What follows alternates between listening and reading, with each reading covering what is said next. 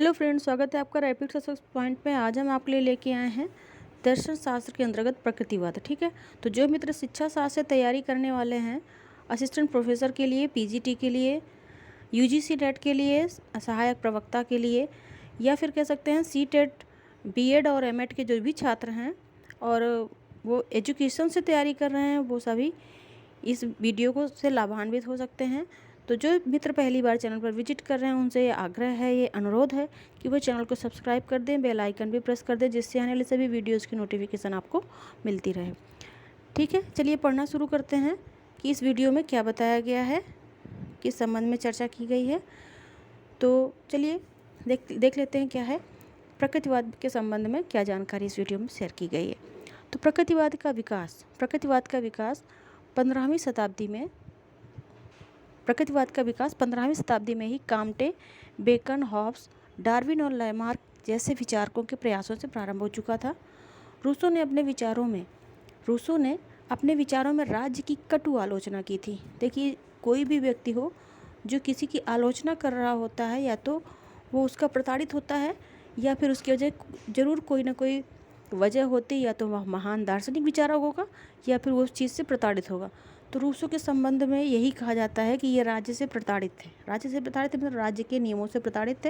इनको कई बार दंड भी मिला था, तो इस वजह से ये राज्य की आलोचना करते थे, ऐसा कुछ लोगों का मानना है। लेकिन इनके दिए गए जो भी सिद्धांत है, चाहे वो दर्शन शास्त्र में हो या शिक्षा के क्षेत्र में हो, बहुत ही उपयोगी हैं।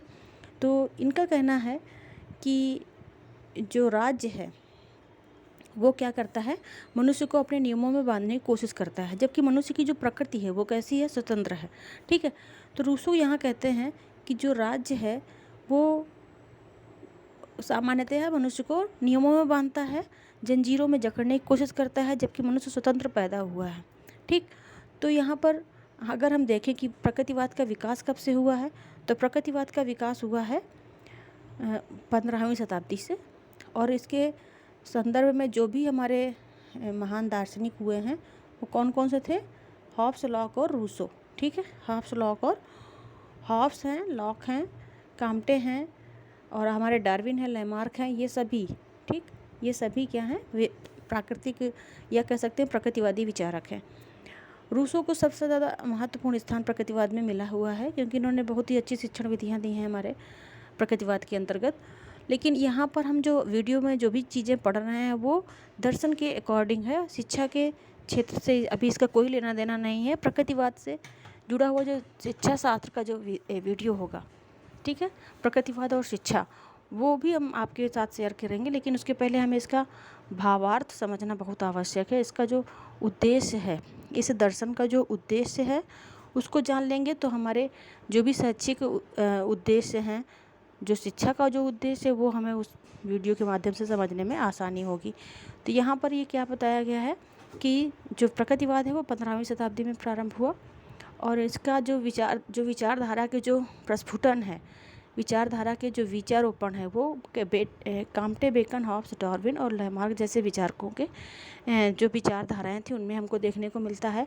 उसके पश्चात फिर 18वीं शताब्दी में, रूसो हमारे 18वीं शताब्दी के हैं, इनके विचारों में भी प्रकृतिवाद की झलक देखने को मिलती है। यह कह सकते हैं कि रूसो सबसे अधिक, जो ऊपर के जितने भी ये दार्शनिक हैं, इनमें सबसे अधिक प्रकृतिवादी अगर कोई है तो वो कौन है, रूसो है। रूसो ने राज्य की कटु आलोचना की और उसने कहा प्राकृतिक जीवन जीना चाहिए, हमें राज्य के नियमों का पालन नहीं करना चाहिए, क्योंकि मनुष्य कैसा पैदा हुआ है, स्वतंत्र पैदा हुआ है।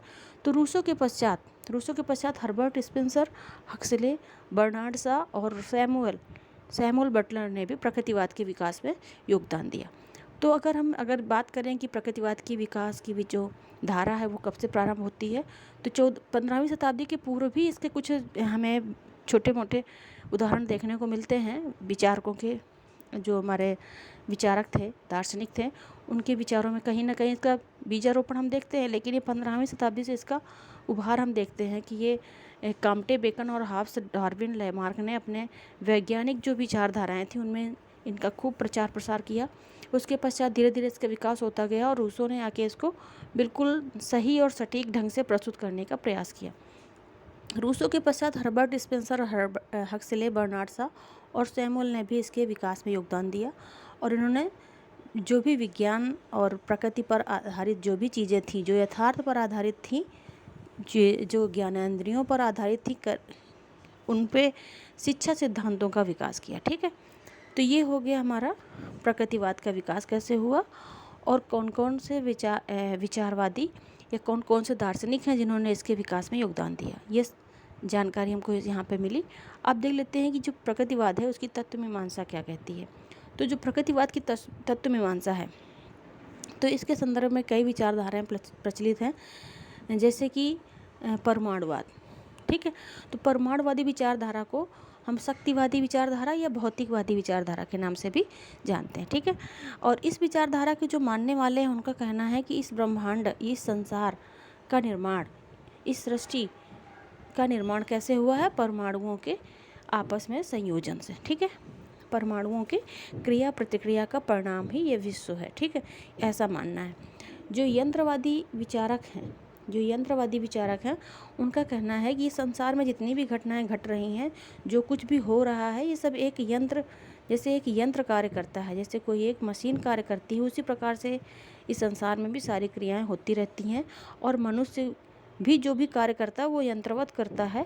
मनुष्य भी एक यंत्र की भांति ही कार्य करता है, इसलिए मनुष्य भी एक यंत्र ही है। ठीक है, तो यंत्रवादी विचारधारा का मानना क्या है कि संपूर्ण संसार में एक क्रम है और उसी क्रम में सारी घटनाएं घटित होती हैं। मनुष्य उसी क्रम से सारे कार्य करता है और इस संसार में भी सारी क्रियाएं एक यंत्र की भांति एक क्रम से होती हैं। ठीक है, जीव विज्ञानवादी, देखो यहाँ पे जीव थोड़ा मिसप्रिंट हो गया है, तो जीव विज्ञानवादी जो विचारक हैं, जैसे हमारा लैमार्क है, डार्विन है, तो इन लोगों ने भी क्या कहा कि इस संसार में जो भी जीव हैं, इस सृष्टि का जो विकास हुआ है, तो पहले निम्न वर्ग के जीवों का विकास हुआ प्रकृति में, जैसे पेड़ पौधों का विकास हुआ, फिर उसके पश्चात फिर अन्य जीव जंतुओं का विकास हुआ और फिर उन जीव जंतुओं से ही, पशुओं से ही मानव का विकास हुआ। ठीक है, तो इस प्रकार से सूक्ष्म से हम बृहद की ओर बढ़े हुए हैं। ठीक है, एक कोशी से हम बहुकोशी की ओर, जो मानव या अन्य जीवों का विकास हुआ है, उनकी ओर प्रकृति की विकास की परंपरा चली है। ठीक है, तो ये जीव विज्ञानवादी विचारधारा हो गई हमारी। तो इस प्रकार से जो तत्व मीमांसा है प्रकृतिवाद की, वो ये कहती है कि संसार का निर्माण कैसे हुआ है? प्राकृतिक घटनाओं के माध्यम से हुआ है, और वो प्राकृतिक घटनाएं या तो भौतिक दृष्टि से कह सकते हैं कि क्रिया प्रतिक्रिया का परिणाम है, या उनको वो एक यंत्र की भांति वो सारी घटनाएं घटी हैं, या ये कह सकते हैं कि वो जैव वैज्ञानिक ढंग से उनका विकास हुआ है। ठीक है, तो ये हो गई हमारी तत्व मीमांसा। अब ज्ञान मीमांसा में देखते हैं कि प्रकृतिवाद की ज्ञान मीमांसा क्या कहती है। प्रकृतिवाद की ज्ञान मीमांसा में ज्ञान ही वास्तविक ज्ञान है। किसका ज्ञान? प्रकृति का। प्रकृति का ज्ञान ही वास्तविक ज्ञान है। ये कौन कहता है? ये कहता है हमारा ज्ञान मीमांसा। किसकी? प्रकृतिवाद की ज्ञान मीमांसा हमें कहती है कि प्रकृति का ज्ञान ही वास्तविक ज्ञान है। ठीक है, प्रकृति का ज्ञान ही वास्तविक ज्ञान है। और फिर प्रकृति संसार का वह मूल तत्व है। इनका कहना है प्रकृति संसार का वह मूल तत्व है जो सदा से था। प्रकृति संसार का कैसा तत्व है? वह मूल तत्व है, वह मीनिंगफुल कोई एक ऐसा पर्टिकुलर चीज़ है जो हमेशा से थी, कल भी थी और आज भी है और हमेशा आगे भी रहेगा। ठीक है, जैसे कि एग्जाम्पल के तौर पे हम समझ सकते हैं जल। ठीक है, जल कैसा है? जैसे हाइड्रोजन और ऑक्सीजन, ये जो प्रकृति में विद्यमान है, ठीक है, गैस रूप में विद्यमान है, और जब इनका संयोजन होता है, हाइड्रोजन के 2 और ऑक्सीजन के 1 परमाणु जब संयोजित हो जाते हैं तो वो जल का निर्माण कर देते हैं। ठीक है, और जल से ही हमारा वाष्प बनता है। ये विध्वंसक गलत लिखा हुआ है यहाँ भाई, इसको मत समझिएगा, ये गलत लिख गया है। तो उसी से जल से ही वाष्प और बर्फ बनता है। ठीक है, तो इसी प्रकार से ज्ञान मीमांसा के माध्यम से इन्होंने ये स्पष्ट करने की कोशिश की है कि प्रत्येक वस्तुएं जो भी संसार में हमें दिखाई दे रही हैं, जो भी घटनाएं हो रही हैं, तो वो एक ही वस्तु या क्रिया के कई रूप हैं और उनमें एक आपसी संयोजन है। ठीक है, लेकिन उनके मूल में एक ही तत्व विद्यमान है। इस प्रकार से जो ये क्या है, सदा से था, सदा रहेगा, और इसका एग्जाम्पल जल के माध्यम से इन्होंने प्रस्तुत करने का प्रयास किया है। आगे देख लेते हैं कि और क्या बताया गया है। इसमें कहा गया है ज्ञान मीमांसा के अंतर्गत कि जो इंद्रियानुभूत ज्ञान है, ठीक है, जो इंद्रियानुभूत ज्ञान है वही ज्ञान ही श्रेष्ठ है, वही ज्ञान ही सत्य है। ठीक है, इंद्रियों के माध्यम से चीज़ें हम देख सकते हैं, महसूस कर सकते हैं, वही ज्ञान ही सत्य ज्ञान है। अन्य ज्ञान वास्तविक ज्ञान नहीं है। ठीक है, जिनको हम छू सकते हैं, स्पर्श कर सकते हैं, महसूस कर सकते हैं, वही ज्ञान ही सत्य है। जिसे हम देख नहीं सकते, जिसका हम किसी भी प्रकार का अनुभव नहीं प्राप्त कर सकते, वो ज्ञान वास्तविक ज्ञान नहीं है, ये कहना है। ठीक है, अब मूल्य मीमांसा इसकी क्या है? मूल्य मीमांसा में कहा गया है कि प्रकृति के अनुकूल आचरण करने पर सुख मिलता है। जब हम प्रकृति के अनुकूल कोई कार्य करते हैं तो हमें सुख मिलता है, और जब हम प्रकृति के प्रतिकूल आचरण करते हैं तो हमें दुख मिलता है। ठीक है, तो ये इन्होंने कहा कि हमें प्रकृति के अनुकूल सदैव कार्य करना चाहिए, प्रकृति के प्रतिकूल नहीं जाना चाहिए। सामाजिक और आध्यात्मिक नियमों के पक्षधर नहीं है। ये क्या कहते हैं कि हमें सामाजिक और आध्यात्मिक नियमों को मानने की आवश्यकता नहीं है, क्योंकि हमारी प्रकृति कैसी है? स्वतंत्र है, और मनुष्य की को स्वतंत्रता के आधार पर ही नैतिकता को प्राप्त करना चाहिए। इस विचारधारा के ये समर्थक हैं। तो प्रकृतिवाद किसके समर्थक है? स्वतंत्र नैतिकता के समर्थक हैं। आध्यात्मिक नियमों और सामाजिक नियमों का ये विरोध करते हैं। प्रकृतिवाद के सिद्धांत देख लेते हैं। तो प्रकृतिवाद के सिद्धांतों में पहला सिद्धांत है, ब्रह्मांड कैसे निर्मित हुआ है? प्राकृतिक घटनाओं के माध्यम से। ठीक है, तो ब्रह्मांड एक प्राकृतिक रचना है। दूसरा है भौतिक संसार सत्य है। जो संसार हमें दिखाई दे रहा है यही संसार सत्य है। भौतिक संसार के अलावा कोई भी आध्यात्मिक संसार नहीं है। ठीक है, तीसरा है आत्मा पदार्थ जन चेतन तत्व है। आत्मा कैसा तत्व है? पदार्थ जन चेतन तत्व है। ठीक है, तो आत्मा में चेतना है, और वो चेतना किसके माध्यम से है? पदार्थ में कोई ऐसा तत्व विद्यमान है जो उससे सारी क्रियाएं करवाता है, इसलिए ये पदार्थ और चेतना दोनों का समन्वय है आत्मा। ठीक, और सिद्धांतों में क्या बताया गया है ये देख लेते हैं। अन्य सिद्धांतों के अंतर्गत कहा गया है कि मनुष्य संसार की सर्वश्रेष्ठ रचना है। ठीक है, संसार में जितनी भी चीज़ें हमें दिखाई देती हैं, जितने भी जीव जंतु पशु पक्षी दिखाई देते हैं, प्राकृतिक घटनाएं होती हैं, उनमें सर्वश्रेष्ठ कौन है? मनुष्य है। ठीक है, जीवन का उद्देश्य सुखपूर्वक जीना है। इनका कहना है कि जीवन का जो प्रमुख उद्देश्य है वो क्या है? सुखपूर्वक जीना। राज्य की केवल व्यवहारिक सत्ता है।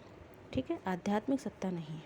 ठीक, और राज्य की कोई प्राकृतिक सत्ता भी नहीं है, इसलिए राज्य के नियमों का पालन करना कोई बाध्यता नहीं है। मनुष्य को अपने प्राकृतिक नैतिक नियमों का पालन करना चाहिए। तो ये हो गई प्रकृतिवाद से संबंधित जानकारी। अगर आपको वीडियो अच्छा लगा हो तो इसे सब्सक्राइब कीजिए, शेयर कीजिएगा अपने मित्रों के साथ। मिलते हैं नेक्स्ट वीडियो में, तब तक के लिए बाय, टेक केयर।